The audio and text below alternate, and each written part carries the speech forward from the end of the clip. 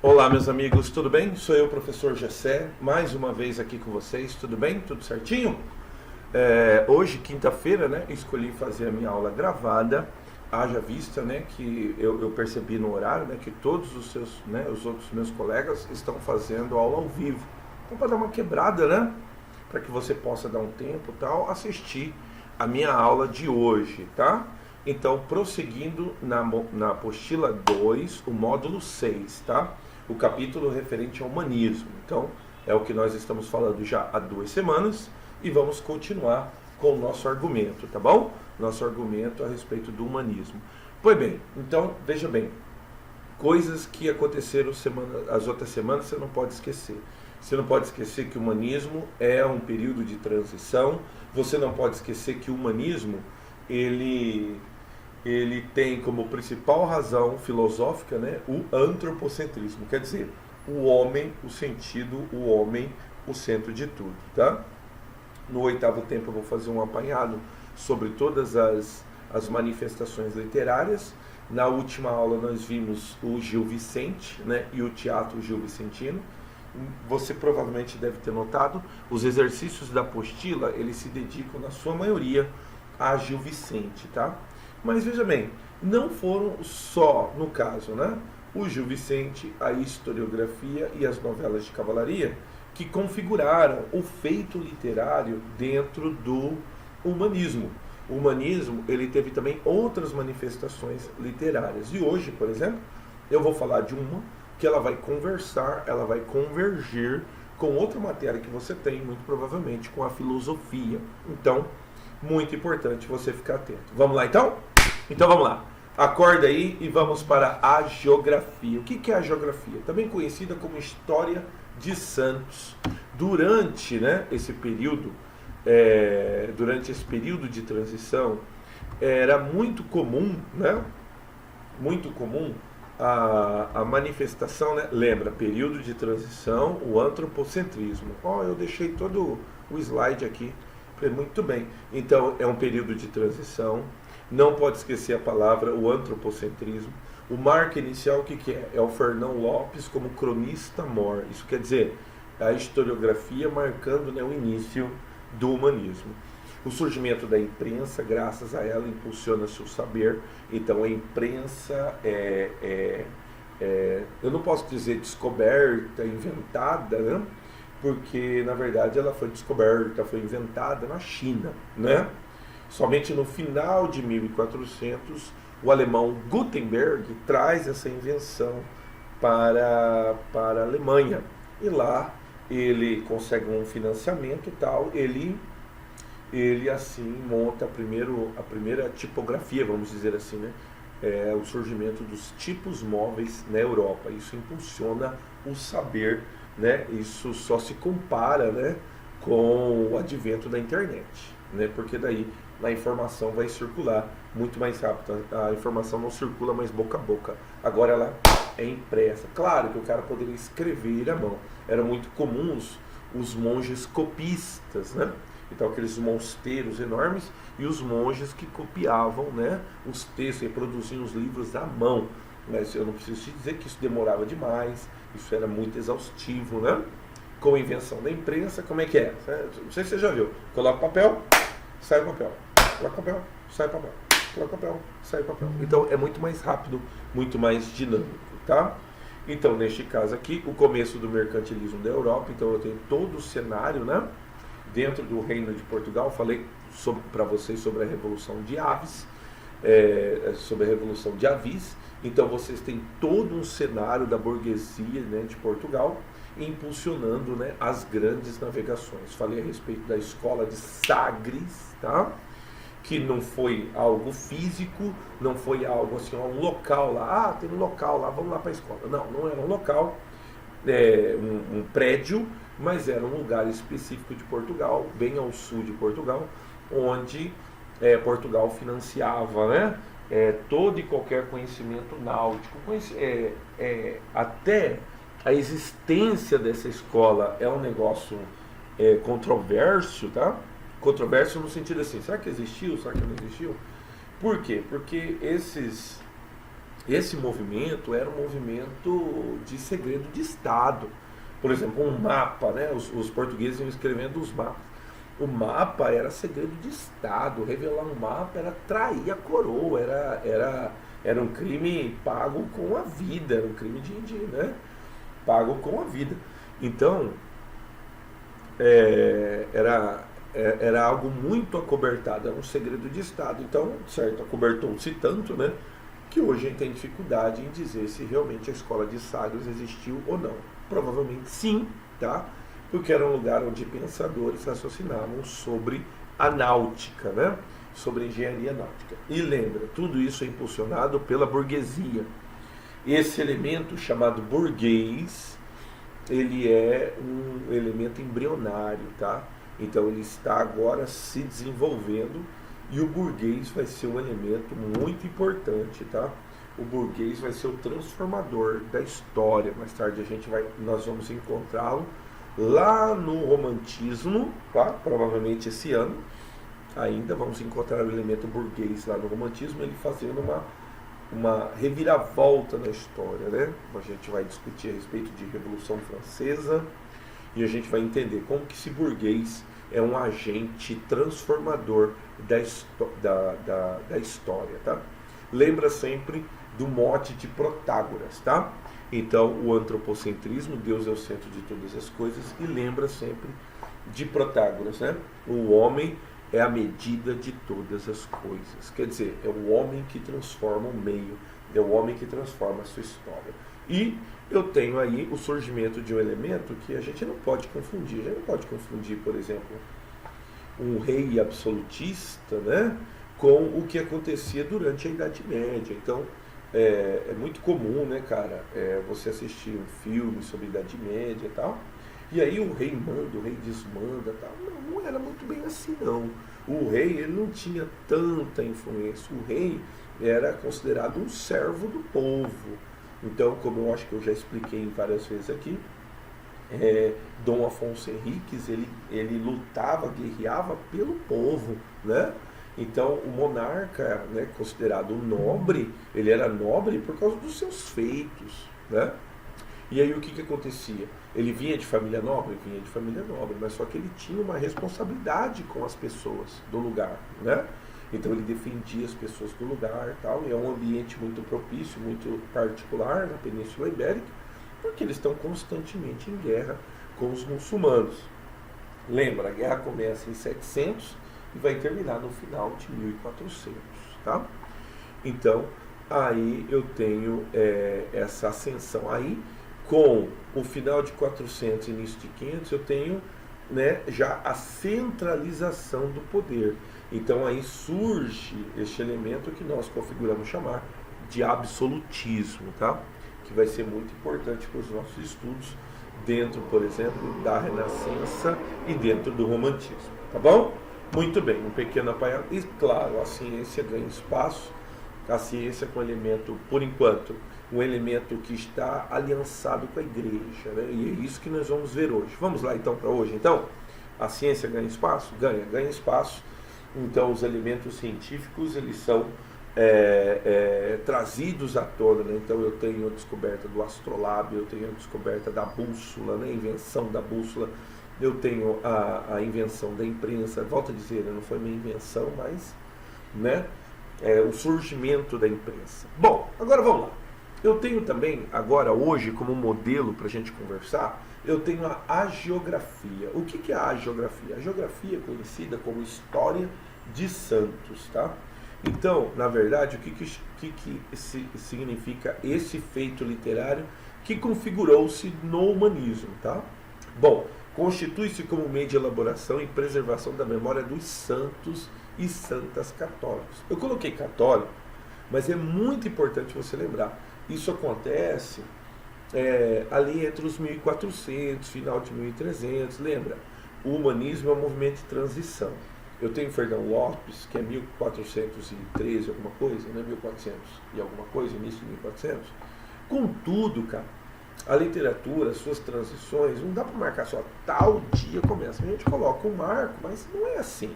O raciocínio ele vai mudando ao longo do tempo. Um deles é esse que nós chamamos de hagiografia, tá? Que configura a história de santos. Eu coloquei Igreja Católica, eu volto a dizer, mas naquele tempo a gente não pode entender como católicos, tá? A gente entende como cristãos, tá bom? Então, são heróis do cristianismo. Então, veja bem, durante esse momento que nós chamamos de humanismo, esse momento de transição, era difundido muitas histórias das pessoas que eram heróis da fé, heróis do cristianismo, tá? Isso, claro, pessoas que tiveram relevância na literatura, mas também pessoas que tiveram relevâncias apenas como era como se fosse um padrão de exemplo. Então a gente tem que viver a vida num padrão de exemplo como fulano de tal, entende? Isso era difundido para que as pessoas tivessem, né, uma vida cristã exemplar, né? Falei assim, não, é isso aqui, é esse padrão que a gente tem que copiar, tá? E essas pessoas eram chamadas de santos. Bom, escrita segundo um padrão narrativo que atendia à normatividade do que era ser um santo, do que era ser uma santa. Para a Igreja Católica, a narrativa hagiográfica pode ser tomada como expressão de deveres de memória. Então, tá lá. Você quer viver uma vida correta? Imita fulano de tal. Você quer ter uma vida correta? Imita cicrano de tal. Você, menina, quer ter uma vida correta? Imita fulano de tal, tá? O termo hagiografia possui raízes gregas, tá?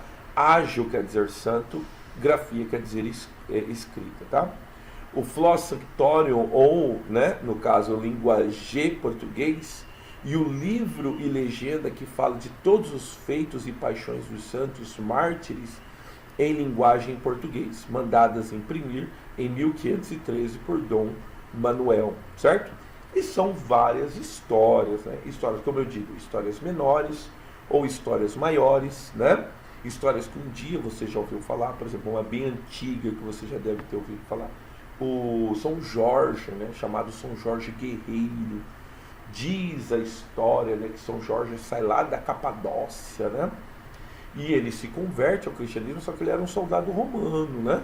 Mas só que daí ele vem, né, como soldado romano, defendendo os fracos, defendendo os oprimidos. Por exemplo, até uma configuração, né, que mais tarde vai ser seguida pelo um cavaleiro medieval, né? Um santo guerreiro, né? Então, são pessoas passíveis de serem copiadas, tá? Mas também pessoas que tiveram influência na filosofia, influência na literatura. Vamos falar de alguns? Vamos falar de alguns, tá? Vamos falar de quem? Vamos falar de Santo Agostinho. Santo Agostinho, chamado de Santo Agostinho de Hipona. Hipona foi o lugar onde ele nasceu, né? Onde supostamente hoje é Argélia, tá? Foi onde nasceu Agostinho de Hipona. Então, acompanha aqui o raciocínio. Notem aqui, o cara é bem antigo, ó. Ele data de 354 a 430, mas a história dele foi escrita, reescrita várias vezes, chegando até nós, tá? Foi um filósofo, escritor, bispo importante e teólogo cristão do norte da África. Veja bem, uma região dominada pelo Império Romano. Durante a dominação romana, isso mesmo. Suas concepções sobre as relações entre fé e a razão, entre a igreja e o Estado, dominaram toda a Idade Média. Quer dizer, ele escreveu lá nos anos de 300 e pouco, 400 e pouco. Mas só que ele reverberou, sobretudo nesse momento, em que a igreja se alia a um pensamento antropocêntrico. Lembra? Deus, ou melhor, o homem é o centro de todas as coisas. O homem é o centro de tudo, tá? Santo Agostinho, também conhecido como Agostinho de Hipona, que é a cidade, né, onde ele nasceu em Tagaste, na cidade da Numídia. Naquele tempo era chamada de Numídia. Eu coloquei lá no WhatsApp um mapa, né, das províncias romanas no ano de 117. Então, muitos desses nomes advêm daquele tempo que todos eram províncias romanas. Lembra que daí, em 500 da nossa era cristã, definitivamente o Império Romano, né, se dissolve, sendo limitado somente, claro, a Roma, o Império Romano do Oriente, a Igreja do Oriente, né, que no caso Constantinopla. E aí eu tenho o início da Idade Média, tá? Então esses lugares, eles recebiam esses nomes durante a dominação romana. Isso aí ficava hoje Argélia, ali no norte da África, tá? Região dominada pelo Império Romano. No dia 13 de novembro de 354 foi quando ele nasceu. Santo Agostinho faleceu em Hipona, ele anda por toda a Europa, um camarada muito conhecido. Ele volta para Hipona em 430, Agostinho morre, tá? E aí o que acontece? Foi canonizado por aclamação popular, quer dizer, as pessoas, né, o aclamaram como santo, tá? Reconhecido como doutor da igreja, tá bom? Em 1292 pelo Papa Bonifácio. Eu deixei aqui uma fala do Santo Agostinho, né? A verdade e Deus devem ser buscadas na alma e não no mundo exterior, tá? Então ele era um filósofo, né? E você já deve ter estudado, se não estudou, vai estudá-lo, né? Em filosofia, um filósofo que pregava, né, a fé, mas a fé é depositada na razão, a fé e a razão andando juntos. Eu tenho aqui um comentário sobre um princípio da sua fé, né? Santo Agostinho, em muitos aspectos, apropria-se do dualismo e do inatismo platônico. Então, veja bem, ele, como estudante de Platão, ele vai adaptar as teorias platônicas para a formulação da sua teoria cristã. Agostinho parte da noção de um Deus que habita nossa alma. Deus é mais íntimo a nós do que nós em nós mesmos. Então, Deus, além de saber todas as coisas, Deus habita em nós. Nesse sentido, o exercício da fé, para esse filósofo, se processa de maneira bastante pessoal, como se percebe pela leitura de suas confissões. Eu coloquei confissões porque Confissões foi um livro, foi uma obra que foi tema da será tema da UFGD para esse ano, tá? Você não vai fazer o UFGD esse ano, mas veja bem, a UFGD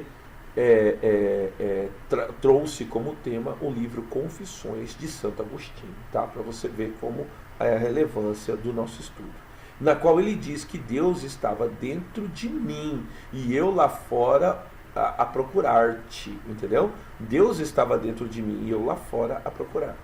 Agostinho, de maneira alguma, desvaloriza a razão, mas para ele a verdade plena só é encontrada se o pensamento humano estiver iluminado. Daí o nome Teoria da Iluminação.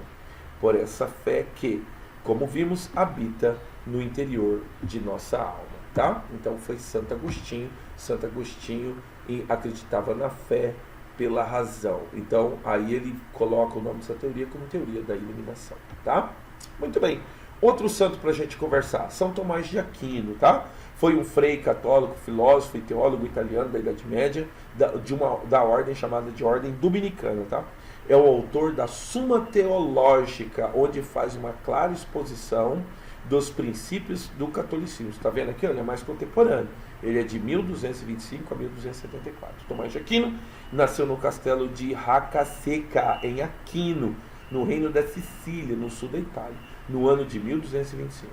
Sua família, de origem nobre, se destacou a serviço do imperador da Alemanha, Frederico II. Faleceu em Fossa Nova, na Itália, no dia 7 de março de 1274. Tá? Foi canonizado no dia 18 de julho de 1323 pelo Papa João XXII. Foi reconhecido como doutor da igreja em 1567. Você vê? Só nesse tempo é reconhecido. É festejado pela Igreja Católica no dia 28 de janeiro. Muito importante também, né? A gente celebra alguns santos e uma data, normalmente a data onde o santo nasceu, algo relevante a respeito desse santo, né? Então, provavelmente a Igreja Católica tenha um santo para cada dia do ano, tá? Data em que suas relíquias foram trasladadas para todos. O que são relíquias? São restos mortais. Aí eu tenho aqui um pensamento de São Tomás de Aquino. A revelação divina orienta a razão e a complementa. São Tomás de Aquino segue já os preceitos aristotélicos, tá? Então primeiro eu tenho Platão, depois eu tenho Aristóteles, que foi seu aluno. Santo Agostinho adapta a teoria de Platão e São Tomás de Aquino adapta a teoria de Aristóteles, tá bom? Então dá uma olhada aqui. Uma das maiores contribuições de São Tomás de Aquino para a literatura e a história da filosofia é a defesa de que, não obstante a importância central da fé, algumas verdades, né, Onde é que eu estou aqui? Algumas verdades teológicas podem também ser atingíveis unicamente pela razão. Por exemplo, a essência de Deus para ele é uma verdade que o homem pode conhecer tanto pela fé quanto pela razão. Você vê outro que defende a fé, mas a fé é pautada na razão. Lembra, esse período é o período do antropocentrismo, o homem no centro de tudo. Então não é crer por crer, é crer com uma medida de razão. Para isso, o autor elenca diversos argumentos fundamentados em Aristóteles. Então lembra, são Santo Agostinho para Platão, Tomás de Aquino para Aristóteles, para provar a maneira racional que Deus existe. Olha aquilo que mais tarde a gente vai chamar de sofisma. Olha o raciocínio dele. Um deles é o argumento do primeiro motor. Se, na concepção física da sua época, hoje não mais aceita, é claro, né? Para que exista um movimento é necessária uma força externa que faz o universo se mover sem, no entanto, ser movida. Essa força primeira, esse primeiro motor, seria Deus. Entretanto, vale lembrar, para o autor, outras verdades são atingíveis apenas pela fé. É o caso, segundo o texto, da Santíssima Trindade. Deus é um ser, ao mesmo tempo, uno e trino, ou seja, Pai, Filho e Espírito Santo. Um dogma, segundo Tomás de Aquino, sagrado, incompreensível para a nossa razão. Deus é assim mesmo e pronto, acabou. Não adianta você querer especular, certo? Muito bem. E aí, cara, eu poderia falar de vários santos, cara. Poderia falar de Santa Eulália, poderia falar de Santa Cecília, né, que é a patrona dos músicos, né? Mas escolhi falar de São Francisco, né? São Francisco de Assis, né? Que nasce numa cidadezinha, né? Chamada da Itália, Assis. O pai dele era um comerciante muito influente e casou-se com uma mulher francesa. O menino nasceu na França, por isso o nome dele, né? Francês, que, claro, né? Italiano, Francesco, Francisco, tá bom? E ele é da cidade de Assis, nasceu em 5 de julho de 1182. Conta-se que em 1206, orando na capela de São Damião de Assis, Francisco ouviu de Deus as seguintes palavras: vá, Francisco, e restaure a minha casa. Ele achou que era para construir a capela e tentou ali fazer tal. Como era um menino muito rico, né? Então, veja bem, ele tinha facilidade de dinheiro e tal, mas só que também era uma família influente. E aí ele foi para a guerra. Lá na guerra, tal, tem toda a miséria da guerra, tal. Ele, né, acha que vai ser um passeio, uma aventura, mas foi algo que ele chega na cidade dele quase semi-morto, né, recebido e tal. E aí ele tem essa revelação, né? Deus fala com ele. São Francisco de Assis faleceu, é isso mesmo. E aí o que acontece? E aí ele resolve, né, cara, entregar-se à vida dos miseráveis. Mas só que isso aí tem uma história, né, sensacional. Ele acha que ele olha para o guarda-roupa dele e ele fala assim: cara, eu tenho muita roupa, irmão, eu tenho que ajudar os pobres, eu tenho que cuidar dos pobres. E aí o que ele faz? Numa tarde, né, ele pega as roupas dele e começa a jogar pela janela. Ele fala: não preciso disso aqui, cara, é muita coisa que eu tenho, irmão, e muita gente lá fora sem nada. E o pai dele acha que ele tá doido, pega o menino à força, leva pra frente do padre, né? E fala assim: ó, trouxe aqui pra vocês, aqui, esse menino não tem, ele tá jogando as roupas fora, irmão. Roupa cara que eu comprei pro moleque, que história é essa? Aí o São Francisco, né, tenta argumentar, fala assim: não, eu joguei fora, eu tô dando pros mais necessitados, eu tenho muito. Eu não preciso, os caras. Aí os padres falam: fala, meu filho, o que tá acontecendo com você? Você tá louco? Eu falei: não, mano, eu não tô louco, eu tive uma revelação de Deus. Eu tenho que cuidar dos mais pobres. Cara, aí ele fala, ele diz a história, que ele vira pro pai dele, né? E ele fala assim: pai, eu te agradeço muito, o senhor me deu tal, mas eu não preciso de tudo isso. Pai, eu não preciso nem dessa roupa que eu estou vestindo. Diz a história que ele tirou a roupa dele, ficou nu, né, em praça pública. Aí ele tirou a roupa assim, falou assim: eu não preciso de nada, tudo que eu tenho está aqui dentro, tudo que eu tenho, que eu preciso é Deus. Aí as pessoas não podem, as pessoas são necessitadas e tal. Aí diz que vieram as pessoas e cobriram ele com um manto, assim, com roupa de saco, estopa, né? É por isso que os franciscanos se vestem com aquele linhão marrom, né? E aí ele se dedica ao ministério, né? São Francisco de Assis faleceu assistido pelos seus discípulos em Assis, na Itália, no dia 3 de outubro de 1226. 2 anos depois da sua morte, é canonizado pelo padre Gregório IX. Aí um pensamento de São Francisco, né? Como pode haver tanta injustiça, tanto luxo ao lado de tanta pobreza, né? Então, ele tem a sua ordem, né, que são a ordem dos franciscanos, né? E eu poderia contar várias histórias, quis contar a história do São Francisco de Assis. Você também pode, muito importante também dizer, tá? Assistir nessa quarentena um filme muito antigo, Pai Sol e Mãe Lua, que conta a história de São Francisco de Assis e outros, uma menina que viveu ali, né, nas proximidades, né, que agora me fugiu o nome dela, tá? Mas assista o filme, digita lá, Pai Sol e Mãe Lua, que é a história do São Francisco de Assis. Vamos aos exercícios então? Vamos lá? Então vamos lá. Como é que cai assim lá, Gessé? Então alguns pontos que eu suscitei que você tem que ficar esperto, tá? Então notem aqui essa questão de vestibular. A filosofia de Santo Agostinho é essencialmente uma fusão das concepções cristãs com o pensamento platônico, lembra? Sempre associado a Platão. Subordinada à razão e à fé. Agostinho de Hipona afirma existirem verdades superiores e inferiores, sendo as primeiras compreendidas a partir da ação de Deus. Como se chama a teoria agostiniana, que afirma ser a ação de Deus que leva o homem a atingir as verdades superiores? Então aqui é uma questão que a gente pode chamar uma questão de literatura, mas também uma questão de filosofia, uma questão rudimentar de filosofia. Bom, ela não é a teoria da predestinação, não é da providência, não é da dualismo e não é da emanação. É a teoria da iluminação, tá? Então a gente busca Deus dentro de nós mesmos. É lá que nós vamos encontrar o Deus Todo-Poderoso, tá? Muito bem, excelente. Faz a outra aqui agora. Com efeito, existem a respeito de Deus verdades que ultrapassam totalmente as capacidades da razão humana. Uma delas é, por exemplo, que Deus é trino e uno. Ao contrário, existem verdades que podem ser atingidas pela razão. Por exemplo, que Deus existe e que há um Deus, etc, etc, etc. Bom, aqui foi tirado da súmula contra os gentios do próprio São Tomás de Aquino, tá? Capítulo 3º, a possibilidade de descobrir a verdade divina. Está traduzido por João Barauno, em São Paulo, é edição de 1979, tá? Essa edição, tá? Para São Tomás de Aquino, a existência de Deus se prova, por onde? Por meios metafísicos resultantes de investigação intelectual? Não. Por meio do movimento que existe no universo, da medida em que todo movimento deve ser causa exterior ao ser que está em movimento, certo? Então essa daqui seria a teoria de Santo Agostinho. Claro, hoje, né, refutada, né, todo mundo sabe que o universo está em movimento, mas também é uma teoria, né, cristã, que diz que nós estamos no próprio Deus. Então o próprio Deus é o próprio universo. Como Deus é infinito, o universo, né, deve provavelmente ser finito, tá? Se expande, se expande, se expande, e nós estamos no próprio Deus, né? Então seria uma releitura de São Tomás de Aquino, tá bom?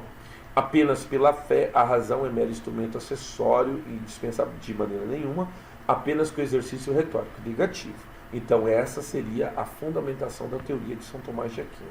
Então lembra, é uma concepção filosófica, mas também uma concepção literária, de tanto que esses homens influenciaram, né, aquele mundo em questão, né, aquele momento de transição. Eu sempre fico falando transição, mas nós estamos transitando para onde, Gessé?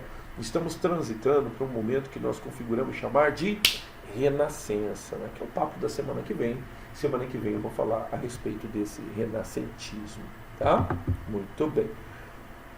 Último exercício, 3 exercícios para a gente fazer juntos, tá?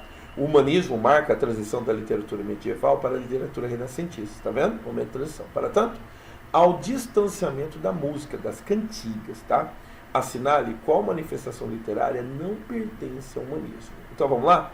No humanismo tem a geografia? Tem, é a aula de hoje. No humanismo tem novelas de cavalaria? Tem. As novelas de cavalaria são muito antigas. Elas pertencem tanto ao trovadorismo, né?